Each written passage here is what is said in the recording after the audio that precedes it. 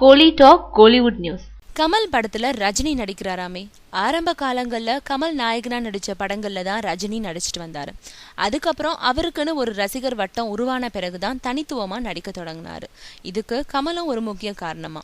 நம்ம 2 பேரும் இணைஞ்சு நடிக்கிறதுனால ஒரு சம்பளத்தை தான் 2 பேருக்குமே பிரிச்சு தராங்க. அதுவே தனித்தனியா நடிச்சா 2 பேருக்குமே தனி சம்பளம் கிடைக்கும்னு அப்போ ரஜினிக்கு ஐடியா கொடுத்தவர் கமல் தானா. அதையடுத்து 2 பேருமே அதை பின்பற்றி தங்களுக்குன்னு ஒரு வியாபார வட்டத்தை உருவாக்கிக்கிட்டாங்க. ஆனா பின்னாடி எந்த ஒரு படத்துலயும் ரஜினி கமல் 2 இணையவே இல்லை.